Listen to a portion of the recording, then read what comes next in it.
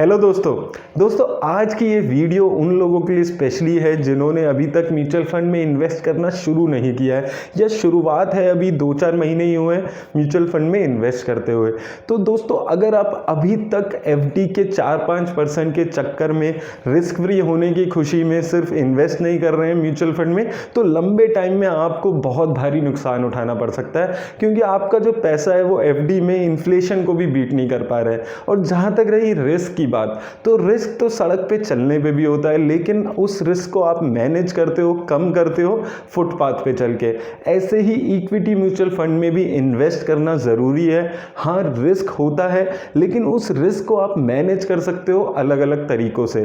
तो आज मैं बात करने वाला हूँ वो कौन से 5 फंड्स हैं जो एज अ बिगिनर आप शुरुआत कर सकते हैं उस फंड में। इससे पहले मैं आपको 1-2 चीज़ें बात करूँगा जो एज अ बिगिनर काफ़ी लोग गलती करते हैं। सबसे पहली गलती ये होती है कि म्यूचुअल फंड की पास रिटर्न देख लेते हैं और उसके हिसाब से इन्वेस्ट कर लेते हैं। वो ये नहीं देखते कि उस म्यूचुअल फंड में रिस्क कितना है, कितने चांसेस है उनके पैसा डूबने के, और वो सिर्फ उसकी रिटर्न देख के इन्वेस्ट कर देते हैं। तो आज जो मैं आपको म्यूचुअल फंड बताने वाला हूँ वो स्मॉल कैप में नहीं होगा, सेक्टोरल नहीं होगा, क्योंकि इसमें रिस्क बहुत ज़्यादा होता है। मैं आपको सजेस्ट करने वाला हूँ large cap mutual funds, large and mid cap mutual funds, और किसी को एज अ बिगिनर भी रिस्क लेना है तो हद मार के मिड कैप म्यूचुअल फंड्स में आप इन्वेस्ट करें शुरुआत में। और दूसरी चीज़, आपको जो इन्वेस्ट करना है वो एसआईपी के थ्रू करना है और लंबे टाइम के लिए इन्वेस्ट करना है, 8-10 सालों के लिए इन्वेस्ट करें।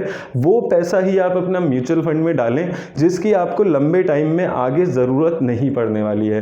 क्योंकि होता क्या है, लॉन्ग टर्म में पैसा वो आपका प्रॉफिट बना देता है, लेकिन शॉर्ट टर्म में आपको नुकसान देखने को पड़ सकता है। 6-8 महीने, साल भर में अगर आपको नुकसान होता है तो एज अ बिगिनर आप घबरा जाते हैं और वो म्यूचुअल फंड बेच के फटाफट चले जाते हैं, और इससे आपको लगता है कि इक्विटी म्यूचुअल फंड में तो नुकसान ही होता है। आपको नुकसान मैनेज करना पड़ेगा, अपना रिस्क मैनेज करना पड़ेगा। अगर आप 20 साल के हैं तो आप 50-60% पैसा भी इक्विटी म्यूचुअल फंड में डाल सकते हैं, क्योंकि आपके पास काफ़ी टाइम है अभी। लेकिन वहीं अगर आप 40 से 50 साल के हो गए हैं तो आपको जो अपनी इक्विटी म्यूचुअल फंड की एलोकेशन है उसको कम रखना है। इससे आपका जो रिस्क है वो मैनेज होगा और आप इससे साथ में इक्विटी में इन्वेस्ट भी कर पाएंगे।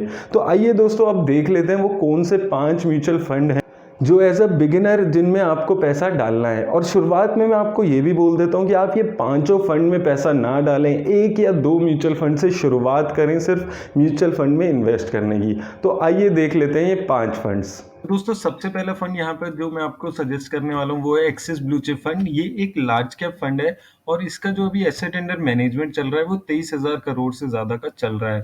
और ये जो मेजरली पैसा है वो अपना लार्ज कैप कंपनीज में लगा रहा है। 94% पैसा इसने लार्ज कैप कंपनीज में लगाया हुआ है और इसका एक्सपेंस रेशियो भी बेहद कम है, सिर्फ 0.5% का एक्सपेंस रेशियो अभी इसका चल रहा है।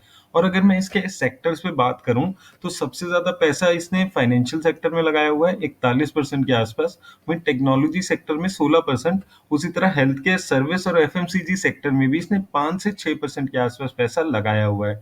वहीं अगर हम यहाँ पर इसकी टॉप 10 कंपनीज एक बारी देखें तो सबसे ज्यादा जो इसने पैसा अपना लगाया हुआ है वो एचडीएफसी बैंक में लगाया हुआ है 10% के आसपास। वहीं बजाज फाइनेंस और इन्फोसिस में भी इसने 9% के आसपास पैसा लगाया हुआ है। उसी तरह कोटक महिंद्रा बैंक और आईसीआईसी बैंक में इसने 6.5% के आसपास पैसा दिख रहा है हमें। वहीं Avenue supermart, TCS, HDFC, Reliance industry और एचयूएल जैसी कंपनीज भी इसके टॉप 10 के पोर्टफोलियो में शामिल है। अब अगर हम बात करें कि इसने पिछले 5 सालों में कैसी रिटर्न दी है, तो अगर आपने 1,000 रुपए से एसआईपी शुरू कराई होती तो 1 साल में 12,000 की आपकी लागत इसने 14,500 रुपए के आसपास बना दी है। वहीं 2 साल में 24,000 की लागत 30,000 बना दी है। उसी तरह 3 सालों में 36,000 की लागत इस फंड ने आपकी 48,000 रुपए बना दी है।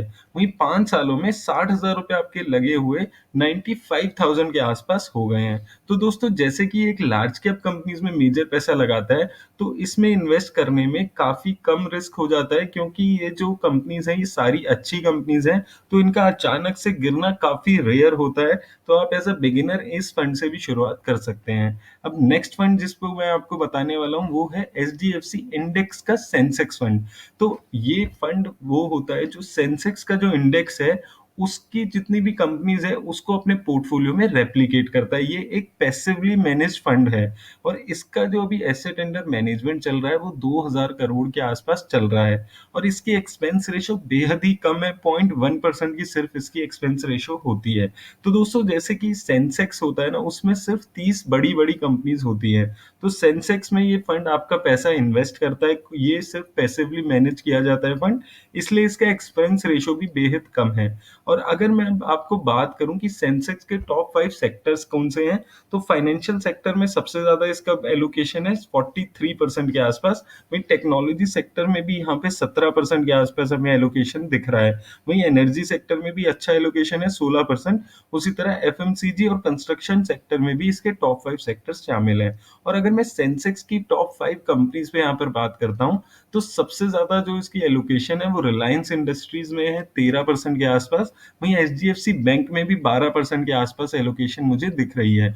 वहीं इंफोसिस, एचडीएफसी और आईसीआईसी बैंक भी 8% तक की एलोकेशन यहाँ पर रखते हैं। उसी तरह TCS, Kotak Mahindra bank, axis bank, HUL और आईटीसी जैसी कंपनीज भी सेंसेक्स की 30 कंपनीज में शामिल है। तो दोस्तों अच्छी कंपनीज हैं ये भी। अगर हम देख कंपेयर करें इसको एक्सिस ब्लू चिप की कंपनीज से, तो काफी सिमिलर कंपनीज हमें यहाँ मिल जाती है। तो अगर आपको शुरुआत करनी है तो आप एक्सिस ब्लू चिप या फिर इस फंड से शुरुआत करें, मैं आपको यही बोलूंगा। मैं ये आपको सजेस्ट नहीं करूंगा कि आप ये दोनों ही फंड अपने पोर्टफोलियो में शुरू में शामिल करें। और अगर मैं आपको रिटर्न पे यहाँ पर दिखाऊं, तो रिटर्न भी इसकी एक्सिस ब्लू चिप से थोड़ी सी कम है, सिंस एक्सिस ब्लू चिप एक एक्टिवली मैनेज फंड है और ये एक पैसिवली मैनेज फंड है। तो इस फंड ने सेंसेक्स जैसी ही रिटर्न यहाँ पर दी है। तो अगर हम रिटर्न यहाँ पर देखते हैं, तो अगर आपने एसआईपी कराई होती 1000 पर मंथ में, तो 5 सालों में इस फंड ने आपके लगाए हुए 60,000 रुपए लगभग 90,000 रुपए कर दिए हैं। तो इसने रिटर्न अच्छी दी है। इस फंड की अच्छी बात यह है कि ये सीधा सीधा सेंसेक्स में आपके पैसे पैसिवली लगाता है और इससे आपका रिस्क थोड़ा कम हो जाता है। तो एज अ बिगिनर आप इस फंड से भी शुरुआत कर सकते हैं। तीसरा फंड यहाँ पर जो मैं आपको सजेस्ट करने वाला हूँ वो भी एक इंडेक्स फंड है, यूटीआई निफ्टी इंडेक्स फंड। अब ये जो फंड है वो निफ्टी की जो 50 कंपनीज है उसको अपने पोर्टफोलियो में रेप्लिकेट करता है।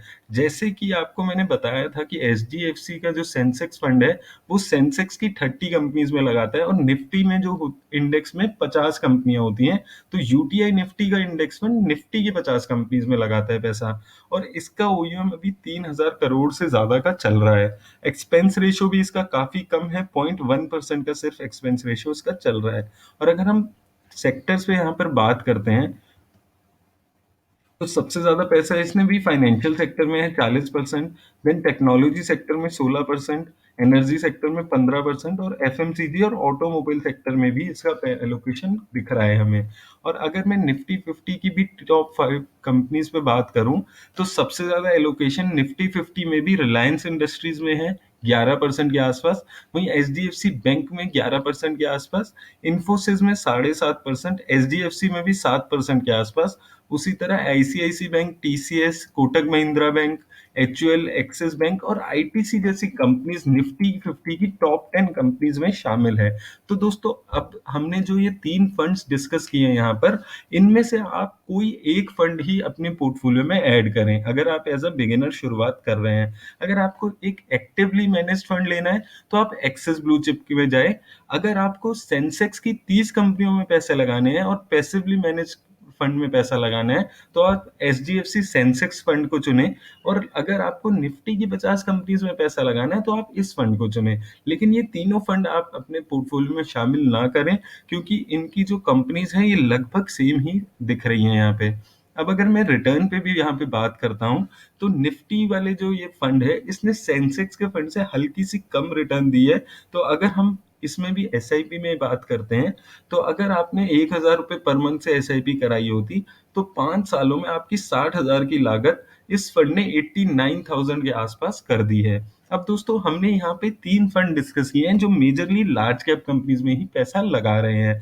अब जो मैं आपसे फंड डिस्कस करने वाला हूँ ये एक large and mid cap fund है और ये पर्सनली मुझे काफी अच्छा लगता है फंड, जो मैं अभी आपसे डिस्कस करने वाला हूँ। तो अगर आपको रिस्क लेना है थोड़ा और तो आप large and mid cap fund में भी पैसा लगा सकते हैं। तो मैं यहाँ पे आपके लिए लेकर आया हूँ एक्सिस ग्रोथ अपॉर्चुनिटीज फंड। ये एक large and mid cap category का फंड है और इसका जो अभी एसेट अंडर मैनेजमेंट चल रहा है वो सिर्फ 2500 करोड़ के आसपास चल रहा है। और जो एक्सपेंस रेशो है इसकी वो भी काफी कम है, यहाँ पे सिर्फ 0.52% की एक्सपेंस रेशो इस फंड की अभी चल रही है। अब अगर हम यहाँ पर बात करते हैं इसकी एलोकेशन पे, तो लार्ज कैप कंपनीज में इसने 47% पैसा लगाया हुआ है, वहीं मिड कैप कंपनीज में 48% और स्मॉल कैप कंपनीज में सिर्फ 2% पैसा लगाया हुआ है। तो अगर आपको मिड कैप कंपनीज में भी थोड़ी इन्वेस्टमेंट करनी है तो आप ये फंड भी ऐड कर सकते हैं अपने पोर्टफोलियो में। तो ये फंड भी काफी अच्छा मुझे लगता है। इसके अगर मैं सेक्टर वाइज एलोकेशन की बात करता हूँ तो फाइनेंशियल सेक्टर में इसने 29% के आसपास पैसा लगाया हुआ है, वहीं सर्विस सेक्टर में 15% और टेक्नोलॉजी सेक्टर में भी 15% के आसपास ही पैसा यहाँ पर दिख रहा है। वहीं केमिकल सेक्टर में 13% और ऑटोमोबाइल सेक्टर में 6% के आसपास इस फंड ने पैसा लगाया हुआ है। और टॉप 5 सेक्टर्स में मिला के इसने लगभग 78% पैसा लगाया हुआ है। अब ये फंड आपके पोर्टफोलियो को काफी डाइवर्सिफिकेशन देगा। अगर अब मैं यहाँ पे टॉप 10 कंपनीज पे बात करता हूँ तो सबसे ज्यादा पैसा इसने सुंदरम फाइनेंस में लगाया हुआ है 9% के आसपास, वहीं बजाज फाइनेंस में 8% और इन्फो एज यानी कि नौकरी.com में 6.5% के आसपास पैसा लगाया हुआ है। उसके अलावा PI Industries, Torrent Power, Astral Polytechnic, Tata Elxsi, Supreme Industries, NIIT Technology और मदर सुमी सिस्टम जैसी कंपनीज भी इसके टॉप 10 कंपनीज में शामिल है। तो ये सारी ही कंपनीज वो हैं जो हमने अभी पहले वाली कंपनीज में नहीं देखी है। तो ये फंड आपके, अगर आप उन 3 फंड में से एक फंड चुन के इस फंड को भी ऐड करते हैं तो आपको अच्छा डाइवर्सिफिकेशन ये फंड दे देगा। अब इस फंड की एक अच्छी बात ये भी है कि ये आपको फॉरेन कंपनीज में भी एलोकेशन करा के दे रहा है। तो अगर मैं टॉप 5 फॉरेन कंपनीज की यहाँ पर बात करता हूँ इस फंड की, तो इसने 1.5% के आसपास पैसा अपना माइक्रोसॉफ्ट में लगाया हुआ है। उसके अलावा अमेजॉन, गूगल, फेसबुक और जेपी मॉर्गन जैसी कंपनीज भी इसके पोर्टफोलियो में शामिल है। और इसके अलावा भी काफी फॉरेन कंपनीज हैं जो इसके पोर्टफोलियो में शामिल है। लगभग 20-22% से ज्यादा की एलोकेशन इस फंड ने फॉरेन कंपनीज में की हुई है। तो ये कंपनीज आपको लार्ज कैप फॉरेन कंपनीज में भी एलोकेशन प्रोवाइड करके दे रहा है। तो मुझे ये फंड अच्छा लग रहा है। अगर आपको थोड़ी डाइवर्सिफिकेशन चाहिए तो आप इस फंड को भी अपने पोर्टफोलियो में शामिल कर सकते हैं। अब अगर मैं रिटर्न पे यहाँ पर बात करता हूँ इस फंड की, तो एक साल में आपका 12,000 की इन्वेस्टमेंट पे अगर हम बात करते हैं एसआईपी में, इस फंड ने 12,000 की लागत आपकी 16,000 के आसपास कर दी है। वहीं 2 सालों में अगर आप 1,000 रुपए से एसआईपी करा रहे होते तो 24,000 की लागत आपकी 34,000 रुपए के आसपास इस फंड ने बना दी है। अब दोस्तों, मैंने यहाँ पे आपसे 2 कैटेगरी ऑफ फंड्स यहाँ पे डिस्कस करे। एक तो लार्ज कैप फंड्स हमने 3 देखे और एक हमने देखा है यहाँ पे large and mid cap fund. अगर आपको और ज्यादा रिस्क लेना है, थोड़ा हल्का और रिस्क की आपका प्रोफाइल बनाना चाहते हैं, तो आपको मैं यहाँ पर एक मिड कैप फंड और सजेस्ट करने वाला हूँ। वो है मिराई एसेट का मिड कैप फंड। ये फंड भी मुझे काफी अच्छा लगता है क्योंकि अभी ये 1.5-2 साल पुराना ही फंड है और आगे आने वाले टाइम में ये अच्छा करने वाला है। एसेट अंडर मैनेजमेंट इस फंड का सिर्फ 4,000 करोड़ चल रहा है और एक्सपेंस रेशियो भी इस फंड का बेहद कम है, 0.41% ही एक्सपेंस रेशियो यहाँ पर इसका दिख रहा है। ये फंड भी आपके पोर्टफोलियो में अच्छी डाइवर्सिफिकेशन ला सकता है। तो आप पहले के 3 जो मैंने लार्ज कैप फंड बताए आपको, एक्सिस ब्लू चिप का फंड, एचडीएफसी का सेंसेक्स फंड और यूटीआई का निफ्टी फंड, उनमें से कोई एक फंड जो भी आपको अच्छा लगता है, जो भी आपके रिस्क प्रोफाइल को सूट करता है, उसके साथ एक्सेस ग्रोथ अपॉर्चुनिटीज और मिराई एसेट मिड कैप तीनों फंड को रख सकते हैं क्योंकि इनकी पोर्टफोलियो की ओवरलैपिंग बहुत कम है। और ये तीनों फंड अगर आप ऐड करते हैं तो आपको अच्छी डाइवर्सिफिकेशन भी मिल जाएगी। अब अगर हम बात करें यहाँ पर इसकी एलोकेशन की, तो लार्ज कैप कंपनीज में ये सिर्फ 17% पैसा लगा रहा है और मिड कैप कंपनीज में ये 72% पैसा लगा रहा है और स्मॉल कैप कंपनीज में भी 9% के आसपास पैसा यहाँ पर दिख रहा है। तो यहाँ पे इस फंड में आपका रिस्क थोड़ा और ज्यादा बढ़ जाता है क्योंकि ये फंड मिड कैप कंपनीज में ज्यादा पैसा लगा रहा है और स्मॉल कैप कंपनीज में भी 9% के आसपास लगा रहा है। अगर हम सेक्टर पे बात करते हैं तो फाइनेंशियल सेक्टर में 23% पैसा इसने लगाया हुआ है, वहीं ऑटोमोबाइल में 11%, हेल्थ केयर में 9%, एफएमसीजी में 8% और कंज्यूमर ड्यूरेबल में 7.5% के आसपास ये फंड अपना पैसा लगा रहा है। अब अगर मैं बात करूं टॉप 10 कंपनीज की, तो सबसे ज़्यादा पैसा इसने एसआरएफ में लगाया हुआ है 4.5%, वहीं फेडरल बैंक में 4.43%, उसी तरह एक्सिस बैंक और एसबीआई में भी 3.5% के आसपास इस फंड ने पैसा लगाया हुआ है। वहीं JK cement, Voltas, Gujarat state Petronet, Natco pharma, Bharat electronic और भारतीय एयरटेल जैसी कंपनीज भी इस फंड के पोर्टफोलियो में शामिल है। तो ये कंपनीज आपको देखकर अभी पता चल रहा है कि मोस्टली ये कंपनीज आपकी पुरानी जो हमने फंड्स अभी डिस्कस किए हैं उनसे अलग है।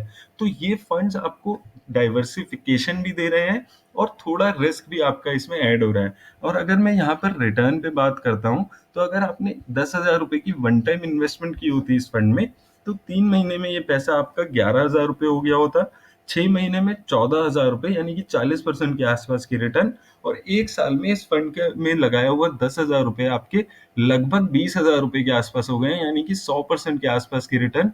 वहीं अगर आपने 2 साल पहले लगभग इस फंड के इंसेप्शन में ही पैसा लगा दिया होता, तो वो 10,000 रुपये आपके 17,000 रुपये हो गए हैं।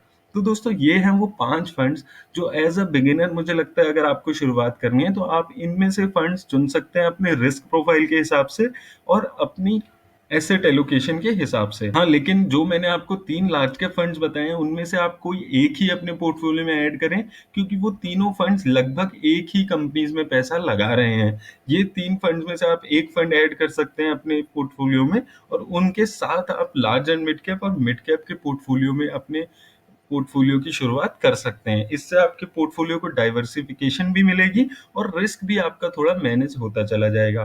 दोस्तों मेरी तरफ से आज इतना ही। अगर आपको ये वीडियो अच्छी लगी हो तो इसको लाइक और शेयर ज़रूर करें और मेरा चैनल भी आप सब्सक्राइब करना ना भूलें। धन्यवाद।